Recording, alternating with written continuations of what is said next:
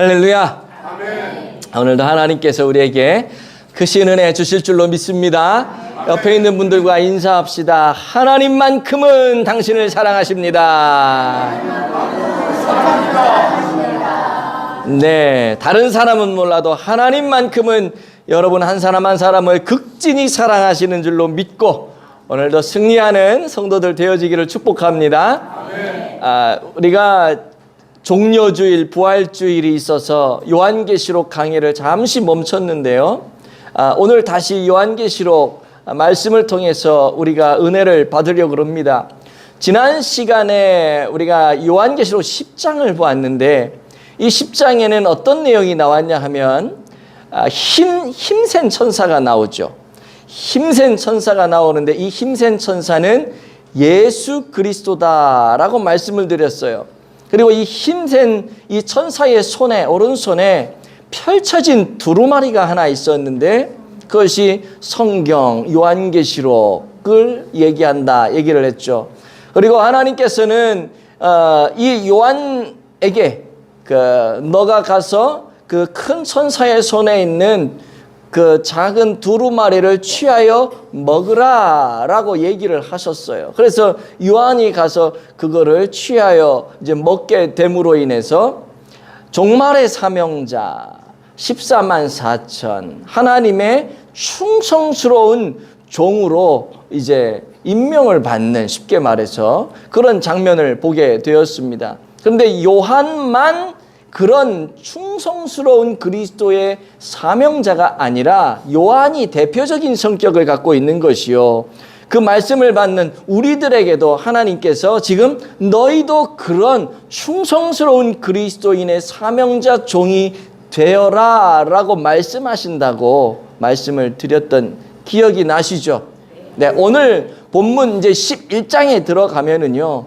그럼 그 충성스러운 하나님의 사명자, 그리스도의 사명자 14만 4천 명이 어떤 사역을 하는지, 그들이 하는 예언 사역, 말씀 사역에 대해서 이제 11장에서 말씀을 해 주고 있어요. 그런데 여기에 보면 뭐 14만 4천이라든지 그리스도의 충성된 종이라든지 뭐 이런 말은 안 나오고 무슨 단어가 나오냐면 두 증인이라고 하는 단어가 나와요. 제가 예전에도 말씀을 드렸지만 이 충성스러운 사람들 하나하나 다 개수하고 세서 모아놓으면 14만 4천이라고 하는 하나님의, 요건 이제 상징적인 숫자일 수 있다고 제가 말씀을 드렸죠. 그런데 이 큰 무리가 복음을 전하러 가면 14만 4천이 한 번에 우르르 가지 않잖아요. 그렇죠? 세계 곳곳을 다니며, 우리나라도 미국에도 또 어느 나라도 세계 곳곳을 다니며 이분들이 복음의 사명을 감당해야 되는데 그때는 보통 둘씩 한단 말이에요. 여러분 전도할 때 둘씩 가잖아요. 예수님도 둘씩 제자들을 보내셨잖아요. 그래서 둘씩 가서 복음을 전하기 때문에 이 종말의 이 사명자들을 두 증인이다 라고 성경이 오늘은 그렇게 말씀을 하는 것이죠. 자, 이런 어떤 기초적인 성경의 배경을 가지고 오늘 11장을 한번 들어가 볼 건데요. 1절을 먼저 한번 읽어보도록 하죠. 1절 시작. 또 내가 지팡이 같은 갈대를 주며 말하기를 일어나서 하나님의 성전과 제단과 그 안에서 경배하는 자들을 측량하되. 아멘. 자, 여기 보시면 네 개라고 하는 거는 뭐예요? 요한에게, 그죠? 지팡이와 같은 갈대를 주며 말씀을 하신대요. 누가 얘기했을까요? 그렇죠, 예수님이죠. 지금 10장에서부터 계속 이어져서 되어지는 그 내용의 흐름을 보면 이 힘센 천사와 요한이 지금 얘기를 하고 있단 말이에요. 힘센 천사는 예수님이라 그랬죠. 그러니까 예수님이 요한에게 얘기하는 거예요. 지팡이 같은 갈대를 주면서 이야기를 하는데 무슨 이야기를 하냐면 하나님의 성전과 제단과 그 안에서 경배하는 자들을 뭐하라 그래요? 측량하라, 측량하라. 자, 한번 넘겨주시죠. 넘겨주시면 요게 예루살렘 성전의 모습이에요. 그 위에서 찍는 걸 단면도라 그러나요? 자, 여기 보시면 제단이라는 거 보이세요?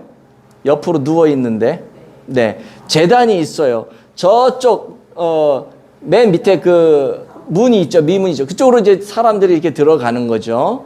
들어가면 거기에 무슨 여인의 뜰이 있고 뭐 나시린의 방이 있고 기름 창고가 있고 뭐 이런 것들이 이렇게 있어요. 그리고 그 안으로 이렇게 들어가면 이제 이스라엘의 뜰이 나오고 제사장의 뜰이 나오고 그 옆에 제단이 있고, 제단은 뭐예요? 불태워서 재물을 불태우는 그런 제단 있잖아요. 그죠?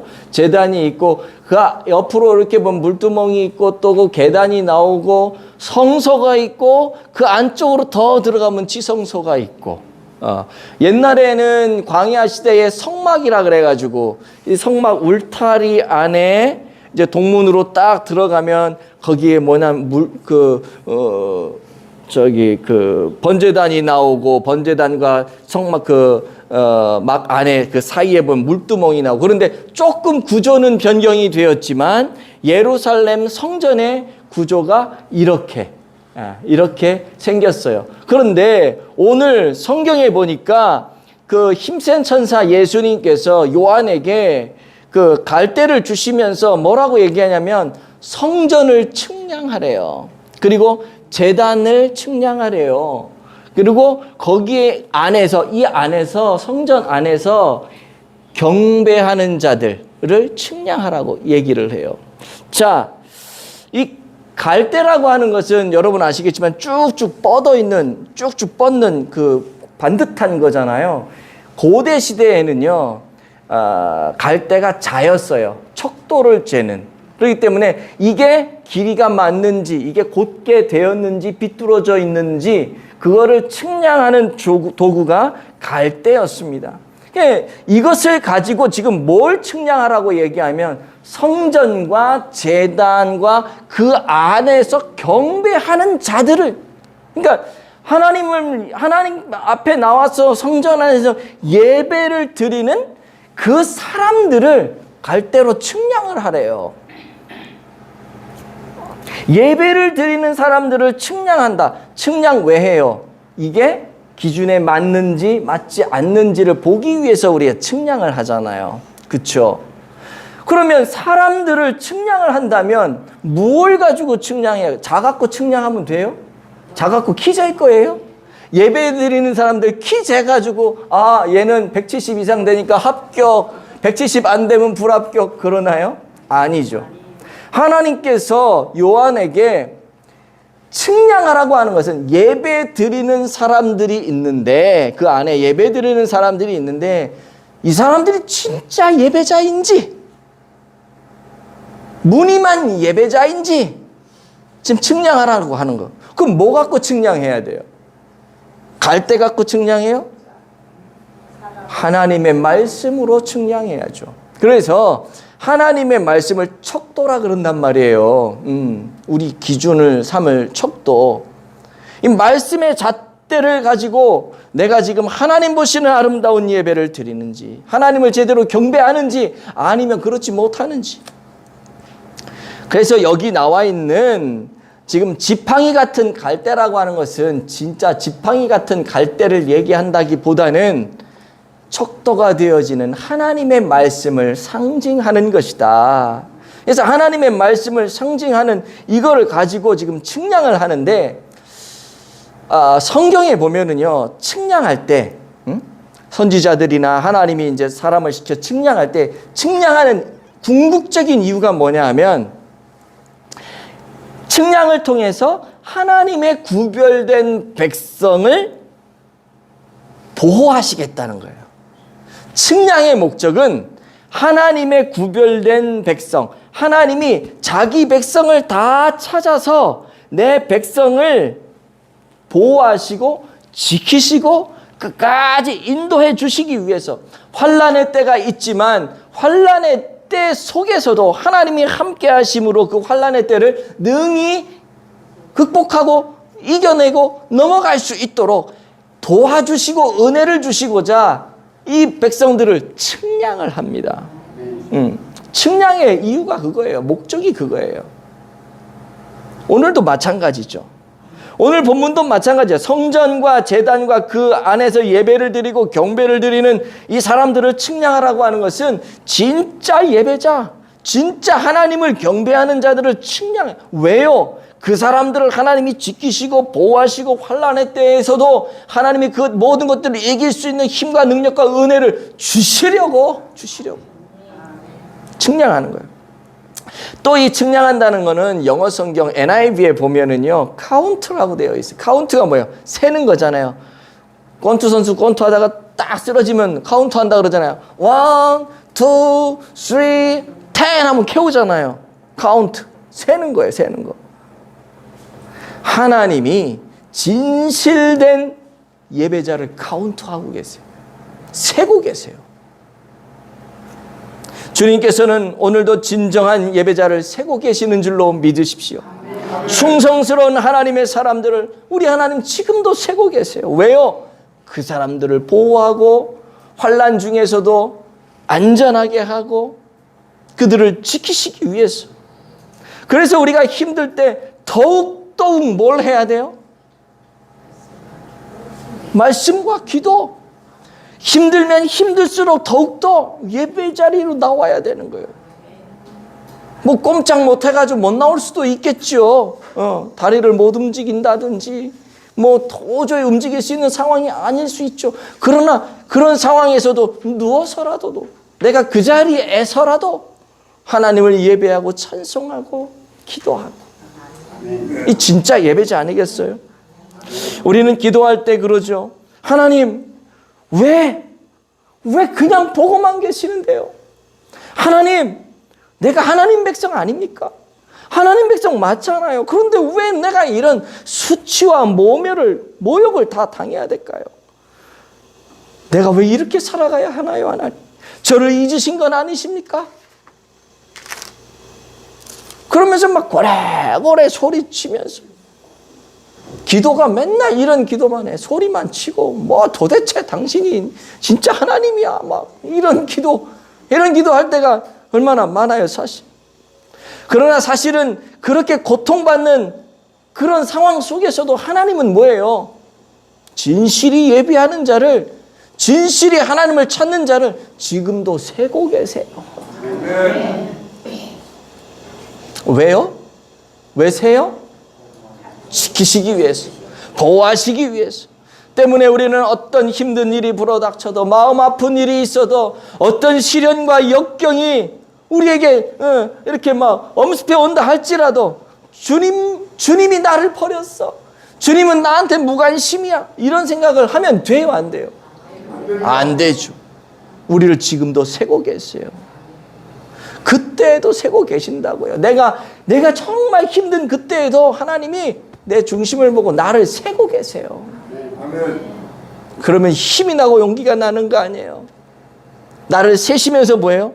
이 환난의 때를 지나갈 수 있도록 힘을 주시고 용기를 주시고 은혜를 주신단 말이에요. 제가 요한계시록을 설교하면서 그 시대 이 배경을 처음에 얘기를 좀 해드린 거 기억이 나시죠?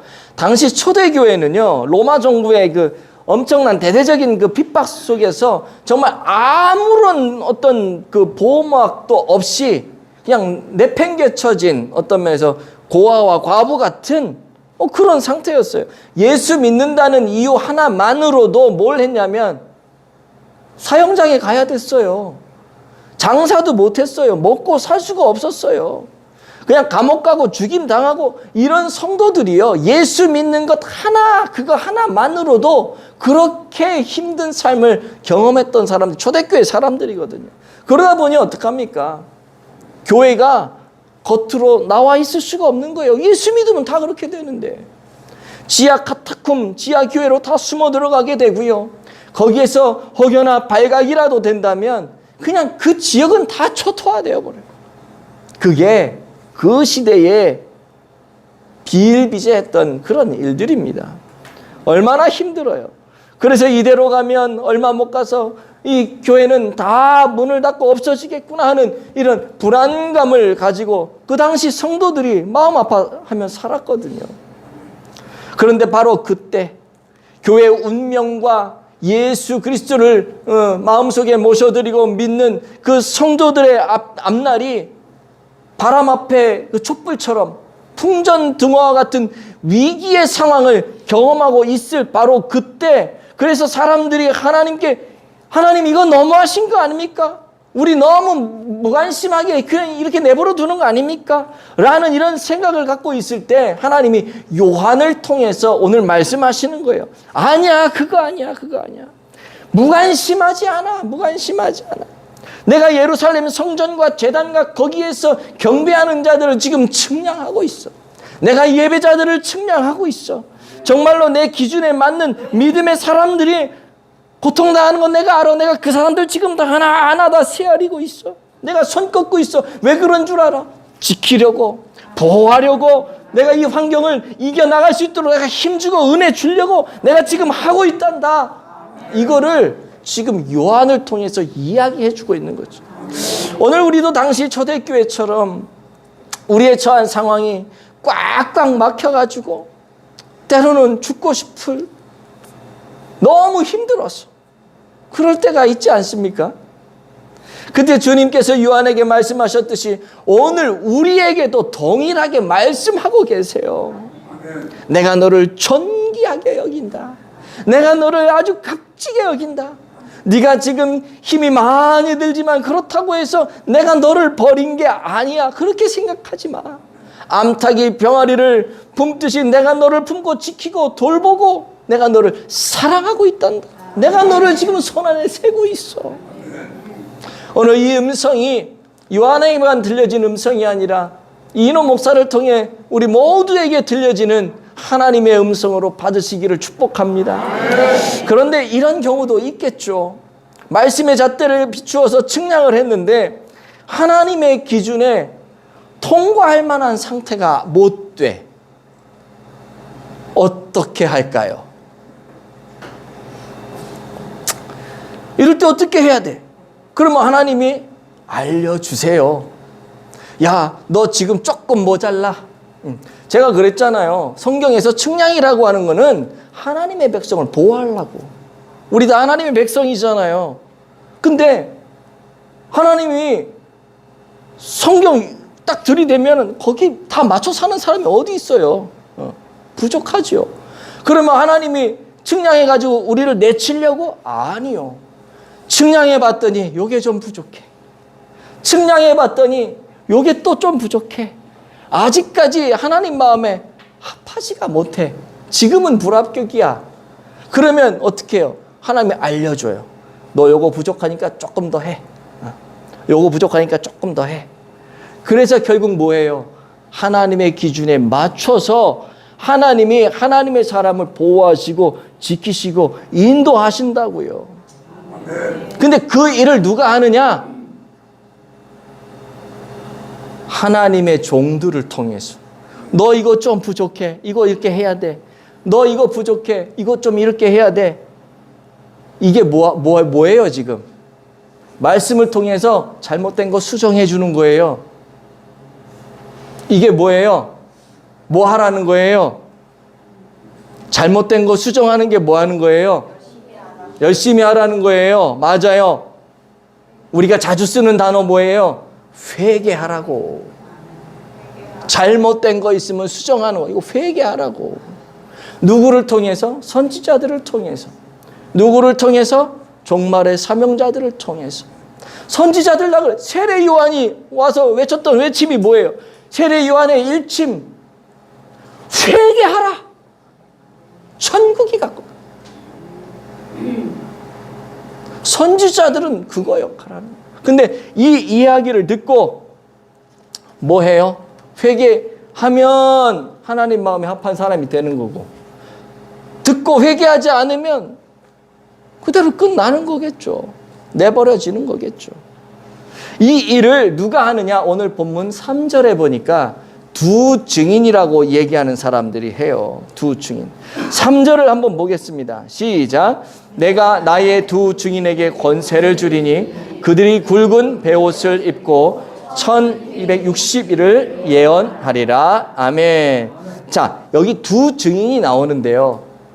종말의 사명자라 그랬죠. 예수 그리스도에 충성된 종들, 사명자라고 말씀드렸어요. 이 사람들이 지금 옷차림이 어때요? 굵은 베옷을 입었어요. 베옷을 여러분 언제 입습니까? 사람 죽었거나 초상 났을 때. 이 베옷이라고 하는 것은 아주 극심한 슬픔을 상징하는 그런 옷이죠.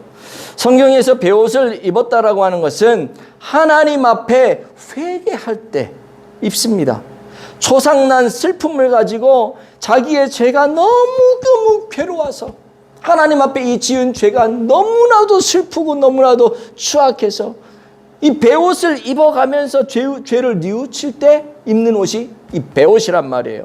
선지자들은 또 백성들의 어떤 부패, 하나님 앞에서의 뭐 우상 숭배라든지 하나님의 마음을 너무 괴롭게 해서 하나님이 정말 이 백성들을 치려고 할 그때 이 안타까운 마음을 가지고 베옷을 선지자들이 입고 말씀을 선포해요.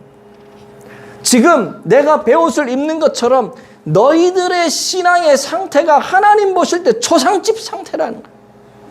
그 안타까운 마음을 가지고 선지자들이 외칩니다. 외쳐요. 회개하지 않으면, 이런 마음을 가지고 너희들이 회개하지 않으면 너희들 나라가 망할 거다. 너희들 가정이 망하게 될 거다. 그걸 알리기 위해서 말씀을 듣고 회복하라고, 하나님 기준에 맞으라고, 하나님이 당신들을 보호하게 하시라고 지금 베옷을 입고 알리는 거, 그게 선지자들이 그때 베옷을 입었거든요. 지금 그런 상태를 보여주고 있는 거예요.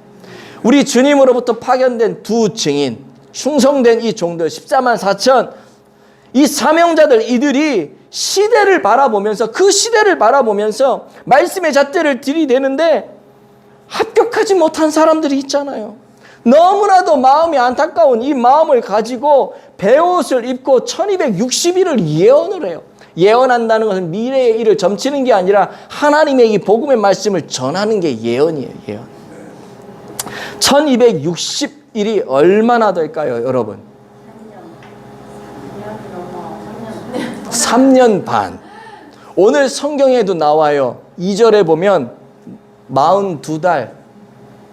42달 그 거룩한 성이 짓밟힌다고 2절에 나와 있죠. 1260일은 42달이요. 42달은 3년 6개월. 그러니까 요한계시록에 성경에 나오는 요 몇 개 안 돼요. 1260일, 3년 6개월, 42달. 이건 다 같은 거예요. 같은 기간을 이야기합니다. 이 42달, 3년 6개월 동안 두 증인이 뭘 하냐면 예언을 해요. 하나님의 말씀을 가지고 복음을 증거한단 말입니다.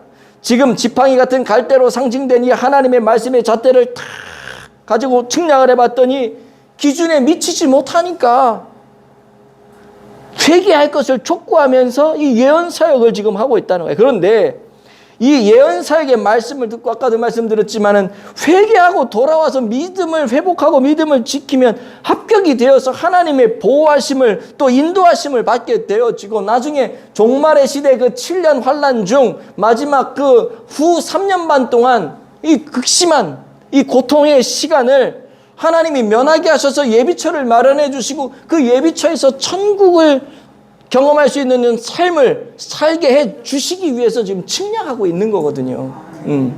그런데 만약에 이 두 증인의 이 메시지를 듣고 회개하지 못하고 여전히 똑같은 삶으로 살아간다면 7년 환난 중 후 3년 반 그 짐승 적그리스도가 통치하는 그때, 여러분들 이게 무슨 말인지 모르겠는데 일단 들어보세요.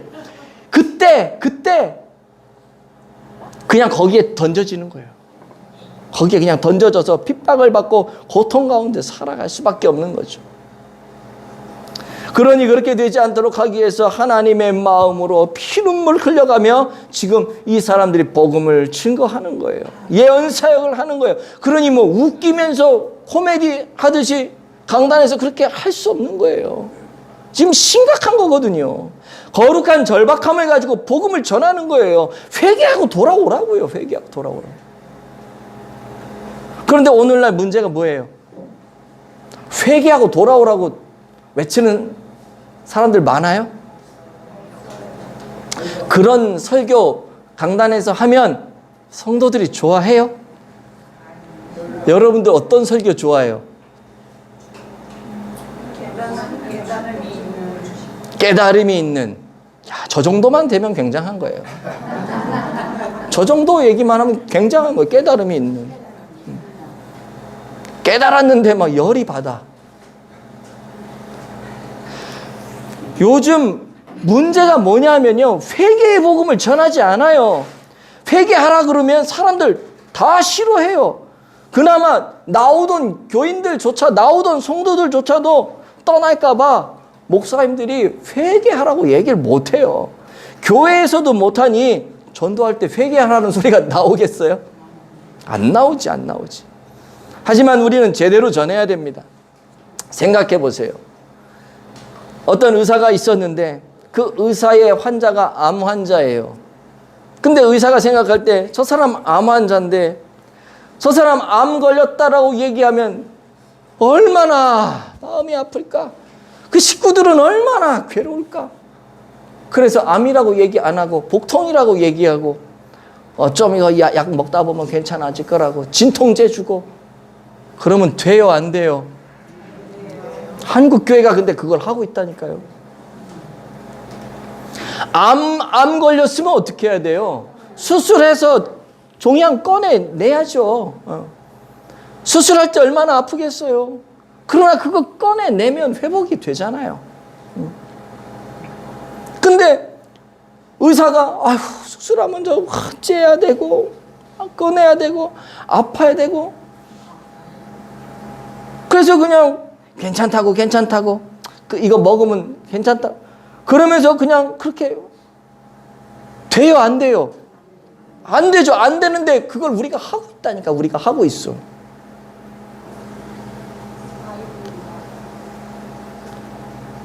목사님들도 이걸 잘 못해요. 저도 잘 못해요. 하고 싶은데 더 하고 싶은데 이거 이상하면 안 될 것 같아. 사탕 발림 복음만을 전하고 있어요. 옛자아가 죽고 회개해야 되는데 맨날 우리 뭐 얘기해요? 옛자아가 죽고 회개하는 얘기는 안 하고 맨날 뭐요? 괜찮아. 교회 오면 힐링을 받고 싶대요. 그것도 필요하겠죠. 교회 와서 설교 말씀을 들으면 위로를 받고 싶대요. 치유받고 싶대요. 행복하고 싶대요. 자기 발전에 관한 어떤 그런 성취감에 관한 그 비전을 좀 받고 싶대요. 다 해야죠. 근데 제일 중요한 게 뭐냐? 메시지의 핵심은 회개예요. 복음의 핵심은 회개예요. 이게 안 되는 사람에게 치유가 일어나지 않고요. 이게 없는 사람에게 회복이 일어나지 않아요. 근데 우리는 늘 뭐예요? 치유받고 힐링하고 여기에만 집중, 여기에만. 심각한 문제예요, 심각한 문제. 옛자아가 죽고 회개해야 되는데 그러지 않아요. 여러분, 예수님을 내 마음속에 모셔드리고 예수님의 뜻대로 살아가는 게 뭐예요? 내 거 내려놓는 거잖아요. 내 거 가작 있으면 안 돼요. 예수님이 못 들어와요. 내 거 내려놓고 내가 추구하고 싶은 거, 내가 바라고 싶은 거 이거 다 내려놓고 회개할 때 생각해 보세요. 여러분들이 원하고 여러분들이 바라고 여러분들이 꿈꾸는 게 하나님이 원하시는 건지 한번 물어보면서 살아보세요. 아니면 회개해야지. 그러면 내 거 내려놔야 되잖아요. 내 거 내려놔야지 예수님이 내 안에 역사하신단 말이에요. 이게 회개란 말이에요. 그게 복음의 핵심이에요. 우리를 차에 비유한다면 저나 여러분이나 우리 모두는 고쳤을 수 있는 중고차 정도가 아니라 완전히 폐차시켜야 하는 구제불능의 그런 죄의식을 갖고 있는 죄인이라는 거예요. 그걸 우리가 알아야 돼. 때문에 우리는 우리 안에 있는 이 옛 죄악을 회개함으로 깨끗이 씻어버리고 척결함으로 인해서 예수 그리스도를 내 마음에 모셔드리고 이제는 내가 주인이 아닌 예수님이 주인인 그런 삶을 살아가야 하는 것입니다. 그게 새롭게 된 피조물이라는 거예요. 그냥 살짝 우리 안에 있는 옛사람 그 순간만 살짝 기절시켜 놓고 내가 새 사람으로 산다? 있을 수 없는 일이야. 있을 수 없는. 기절시키는 것도 힘들겠지만 있을 수 없는 일이에요. 세상에 비위 맞추려고 복음에 물타는 교회가 얼마나 많습니까? 우리 교회는 그런 교회가 돼서는 안 될 줄로 믿습니다. 그런 신자가 돼서도 안 돼요. 베옷을 입고 복음을 있는 그대로 전파하는 이 충성스러운 그리스도의 종, 이 사명자가 되어지고 우리 교회가 그런 교회가 되어야 할 것입니다. 이것이 두 증인의 예언 사역이에요. 예언 사역. 그런데 이게 쉽냐고요? 그렇게 쉽지가 않단 말이죠. 이런 말을 듣고 사람들이 가만히 있겠어요? 멀쩡한 나에게 죄인이라 그러고 회개하라 그러고 듣고 나니까 기분이 나빠. 아니 내가 회개할 게 그렇게 많어? 나 정도면 그래도 준수하지. 나보다 못된 인간들이 얼마나 많은데 이런 생각이 막 들어오면서 나보고 회개하라고 말씀을 전하는 그 사명자들에 대한 분노가 막 올라오게 되는 것이죠. 죄를 지적하면 사람들 다 힘들어해요. 어쨌든 그런 소리를 듣고 가만히 있겠냐고요. 그 두 증인을 해하게 됩니다. 마음으로 미워하기 시작해서 나중에는 행동으로 옮겨서 그 두 증인을 해할 수도 있는 것이죠. 그래서 하나님이요, 복음을 증거하는 이 두 증인에게는 그들이 해하지 못하도록 능력을 주십니다. 그 능력이 4절에 나와요. 보시니까 한번 읽어보도록 하죠. 시작. 그들은 이 땅에 주 앞에 서 있는 두 감람나무와 두 촛대니. 아멘. 그들이 누구냐면 예언사역, 복음사역을 하는 두 증인, 종말에 충성된 예수 그리스도의 종들. 이 종은 저만 얘기하는 게 아니라 목사만 얘기하는 게 아니라 우리 모두가 다 그렇게 돼야 되는 거예요. 이 사람들을 지금 뭐라고 얘기하냐면 감람나무와 촛대래요. 요한계시록 1장에서 이 촛대라고 하는 것은 교회를 상징한다고 말씀드렸죠. 그래서 예수님이 7 촛대 사이를 거니시는 것은 교회를 이렇게 살피시고 계시다라고 말씀을 드렸었는데요. 감람나무는 뭐냐? 이 올리브유죠. 올리브유. 감람나무. 이거는 뭐냐면 성경에서 감람나무 올리브는 뭘 상징하냐면 기름 부으시는 역사. 이거를 상징해요. 기름 붓는다라고 하는 것은 능력을 이야기할 때 말씀을 하거든요. 그래서 성령의 기름 부으소서 이런 찬양 아시죠? 의에 줄이고 목이 마르니 아시죠? 내 잔을 채워주소. 내 잔을 성령의 기름으로 채워달라는 게 뭐냐면 성령의 능력으로 나를 채워달라는 거예요. 그래서 뭐 기름 부으심을 받은 뭐 종 그러면은 성령의 능력으로 하나님이 옷 입혀주신 하나님의 종 이렇게 얘기하는 거거든요. 그러면 감람나무와 두 촛대라는 것이 뭔가? 감람나무는 성령의 능력을 얘기하는 것이고 촛대는 교회를 얘기하는데 그럼 이게 뭐냐? 성령의 능력을 입은 교회. 이해되세요? 교회라고 해서 이런 뭐 외형적인 건물 교회가 아니고요. 여러분 한 사람 한 사람, 두 증인이 된 여러분 한 사람 한 사람이 감람나무와 뭐라 그랬어요? 촛대요. 촛대요. 성령의 능력을 입은 하나님이 기름 부으셔서 성령의 능력을 가지고 있는 성도 한 사람 한 사람 그 성도가 모여있는 그 교회가 두 증인의 사명을 감당해야 되는 거예요. 근데 여기 보시면은요, 이 사람들이 능력을 또 이제 받게 되는데요. 어떤 능력을 받게 되냐면 5절, 6절을 한번 우리가 읽어보도록 하겠습니다. 5절, 6절 시작. 만일 누구든지 그들을 해하고자 하면 그들의 입에서 불이 나와서 그들의 원수를 삼켜버릴 것이요 누구든지 그들을 해하고자 하면 반드시 그와 같이 죽임을 당하리라. 그들이 권능을 가지고 하늘을 닫아 그 예언을 하는 날 동안 비가 오지 못하게 하고 또 권능을 가지고 물을 피로 변하게 하고 아무 때든지 원하는 대로 여러 가지 재앙으로 땅을 치리로다. 아멘. 자, 여기 뭐라고 되어 있어요? 그들을 해하고자 하면 그들의 입에서 불이 나간대요. 이 두 증인을 사람들이 회개해라 하고 안 좋은 소리 맨날 하니까 이 사람들 해하려고 그래. 그러니까 어떻게 해요? 입에서 불이 나간대. 그것만 나가는 게 아니에요. 오히려 그 사람들 삼켜버려. 그 사람들이 두 증인을 죽이려고 하다가 자기들이 되려 죽임을 당해. 6절에 보니까 그들에게 권능이 임하는데 어떤 권능이 임하냐면 하늘을 닫아버려. 하늘을 닫고 여는 능력이 있어. 엘리야와 같은 능력.